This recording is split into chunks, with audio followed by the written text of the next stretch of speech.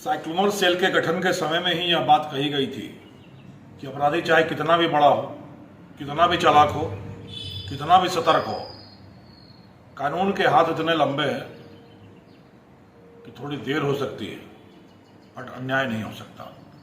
देर सवेर उस अपराधी को अपनी मंजिल जेल की सलाखों के पीछे जाना ही पड़ता है। कुछ ऐसा ही वाकया हुआ फलोदी जिले के भुजासर गांव में आज से 5 साल पहले हुए हत्याकांड में। एक शातिर अपराधी राजेश पुत्र मंगनाराम 5 मई 2020 को हत्या के बाद पिछले 5 साल से फरार चल रहा था। उसे ऐसा लगा कि कानून के हाथ इतने लंबे नहीं हो सकते तो जो उस तक पहुंच सके, और अब शायद 5 साल गुजर गए तो किसी को यह चिंता नहीं होगी कि वह पकड़ा जाएगा। पर साइक्लोमर सेल की शातिर सतर्क आंखों से उसका बचना नामुमकिन था, और आखिर 5 साल से फरार 25,000 रुपए के इनामी अपराधी राजेश पुत्र मंगनाराम को ऑपरेशन दुष्कृत चलाकर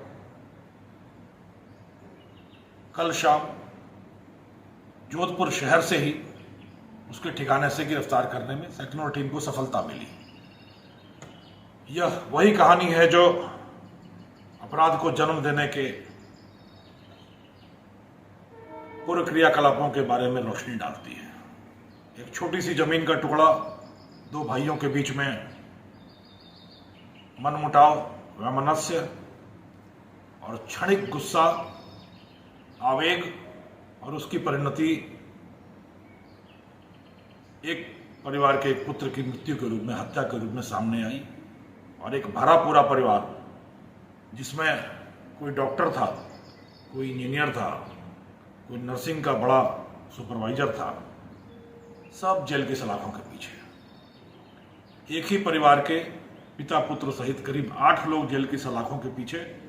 और एक बेटा अपराधी 5 सालों से फरार लगातार भागता रहा। कभी वो बड़ौदा गया, कभी मुंबई गया, कभी पुणे गया, कभी बलोत्रा में उसने ठिकाना बनाया,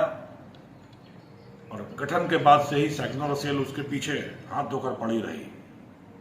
सूंघती रही, ठिकाने तलाश करती रही। आखिर में जब यह सूचना आई कि उसकी बेटी बड़ी हो गई है, 11वीं में उसका एडमिशन होना है और यह एडमिशन जोधपुर में ही होगा, साइक्लोमर को पता था कि बाप का दिल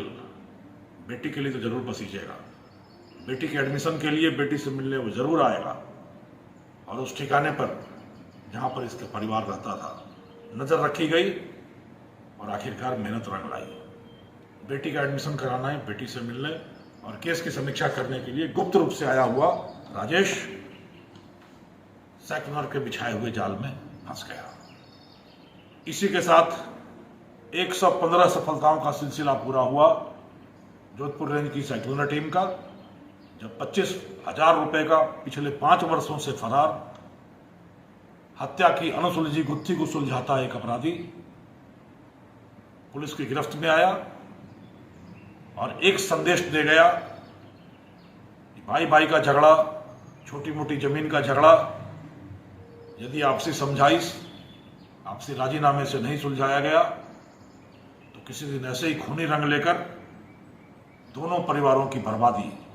दोनों परिवारों के विनाश का रूप धारण करता है। यह चीज बड़े नपे तुले शब्दों में राजेश ने भी